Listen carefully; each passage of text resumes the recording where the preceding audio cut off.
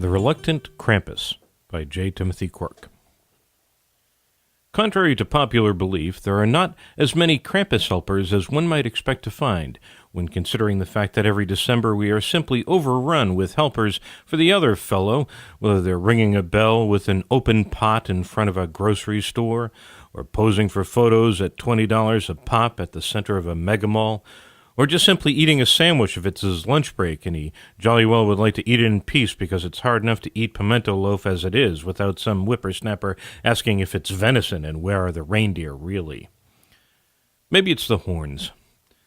It's not the best headwear if one really enjoys wearing pullover sweaters, which is exactly the time when such fashion conflicts with the needs of a quality Krampus helper. But if you had to put in an application for a job as a Krampus helper and you didn't know about the horns, you were probably just panic posting your resume everywhere anyway, regardless of interest, and you would have been put off once you found out about the hours and regular duties as assigned, and certainly the non-existent salary would have made the whole business a non-starter unless you were just looking for an unpaid internship for work experience and the hope of a good referral into a related field like banking or middle management. At any given moment in time, there are generally 3 Krampus helpers somewhere in the world, but they're usually in Austria, and you can't be guaranteed they aren't simply parading around, lightly tapping the sides of spectators with branches, something that would not go over at all well in other countries, and shouldn't go over well in Austria either. And one would think if it weren't for the horns and sharp teeth and claws on a Krampus, which admittedly provides a certain air of authority in such matters,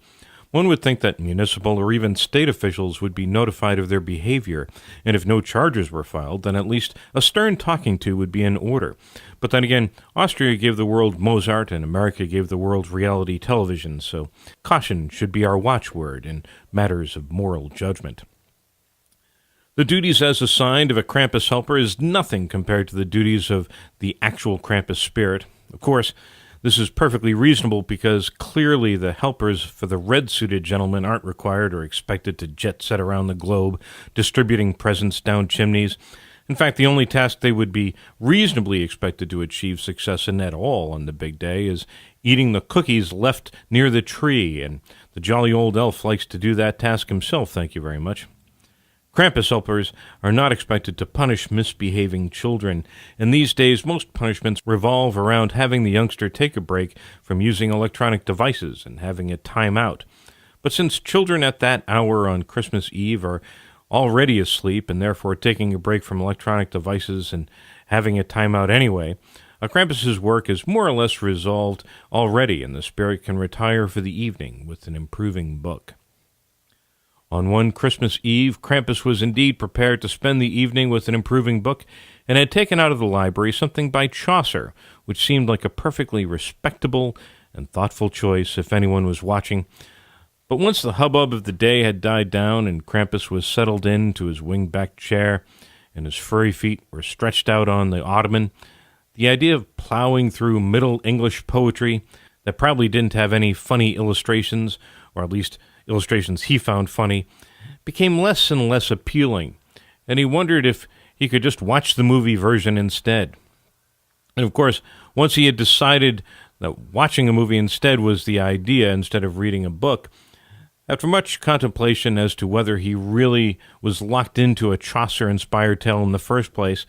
Krampus realized he wasn't and found a copy of Space Ninja Princess 4,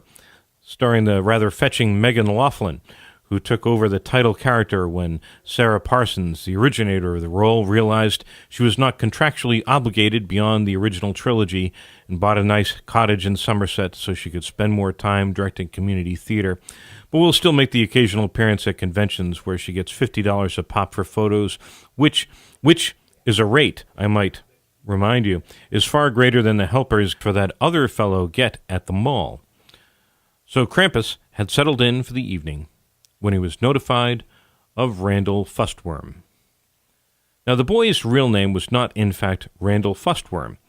but the actual name of the child is somewhat ancillary to the whole business, and if we had said his real name was Jake Flattery, for instance, and there were 700 really fine and upstanding Jake Flatteries, and then there was one not-so-amenable Jake Flattery. Well, you can imagine what all those other Jake Flatteries would feel if we called him out, so we'll call him instead Randall Fustworm and say no more about it. Randall Fustworm was a rather unhappy sort of young fellow, and he acted out with vitriol and bitterness, or at least as much as a young one of that age could muster, and if anyone was well suited for the full Krampus treatment, it was Randall. The full Krampus treatment was not, as you might imagine, some of the more unsettling activities that you might find online attributed to the spirit, for those were merely stories designed to strike fear into the hearts of the young for the purposes of behavior management before the holidays. And one would think a horned, big-clawed spirit showing up at your door would be enough to strike fear into the hearts of the young and old alike anyway. Krampus was more often than not responsible for distributing coal to the truly naughty children. It would be understandable if one might wonder whether this was, in fact, the big red-suited gent's job, for he certainly gets the credit for the activity nowadays. But it was a task that had been allotted to Krampus, and he had handled it with all the joy and enthusiasm of a coworker who chipped in a few dollars for a communal gift and has to sign the card. Krampus reviewed the information on Randall and was satisfied that the situation warranted getting his rump off the wingback chair and furry feet off the ottoman, and he put the Space Ninja Princess 4 on pause because it wasn't really to the good part anyway. In an instant, he was outside the Fustworm residence. The one aspect of holiday spiriting that children rarely appreciate is all of the paperwork that has to be signed before the spiriting activity can commence. On a stool in the living room,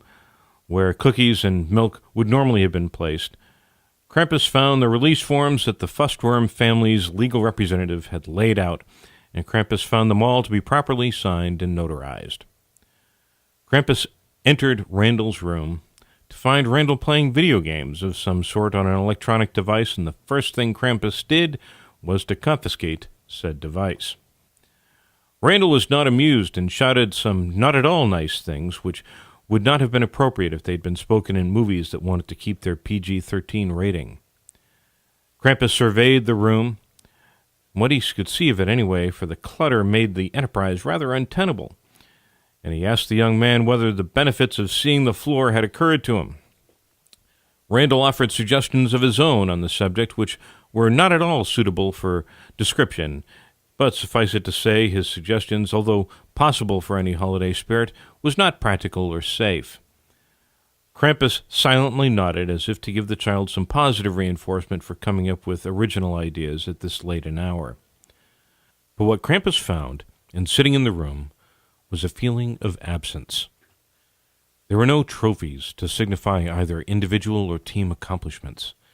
There were no sports uniforms, scout uniforms, or really any clothing at all to signify a sense of belonging to any group. There was no evidence of any after-school related activities either. It was as if the boy had lived a solitary life mainly through screens of electronic devices that Krampus had now confiscated. Krampus pulled out a piece of coal and showed it to Randall. Initially, Randall did not know what it was, and had a rather rude observation as to where the dark, oblong object had come from, but Krampus did not take the bait. Instead, after a long pause, Krampus asked Randall whether he would enjoy distributing these objects to those who truly deserved them. It was the first time Randall had been invited to participate in an activity that respected his intelligence and sounded like fun. He asked whether he'd have to wear horns or furry feet, but Krampus said he did not, and the two spirited away for the night on a marvelous adventure. They distributed coal, mainly to adults who really ought to have known better than to act the way they did throughout the year, and an inordinate amount of distribution went to executives at American health insurance companies who in their heart of hearts recognized that society would be much more improved if they did something else for a living. When the night was over, Randall had a genuine smile on his face.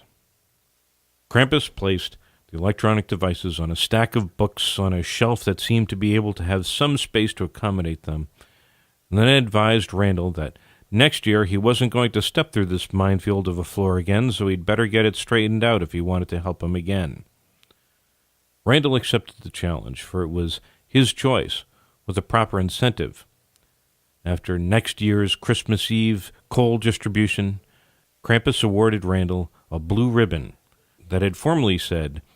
Best Ugly Sweater, which he had scratched off and written, Best Krampus-helper. For Randall had earned the distinction, and the ribbon found a place on the wall, which over time became covered with achievements that he earned while living in the household. In the years that followed, Randall matured, and as a teenager he wanted sleep more than he wanted to distribute coal, and for a long time Krampus returned to his wingback chair, an ottoman, and eventually he returned the unread Chaucer book back to the library during a Fine Forgiveness week. Many years later, when Randall had a family of his own, he traveled with them to Austria, where he donned a ceremonial Krampus costume and tapped the sides of spectators with some branches during a Christmas parade, so long as they consented verbally to the practice, and became one of the 3 or so Krampus-helpers that year that the real Krampus considered official. Krampus realized it was not the quantity of helpers that was most important, but the quality of the helping that truly mattered. And he shared those thoughts in a text message to his fellow holiday spirit. And the jolly bearded gent texted him back that looked like a smiling face when you turned the electronic device sideways, and wished him a Merry Christmas. And that was The Reluctant Krampus by J. Timothy Quirk.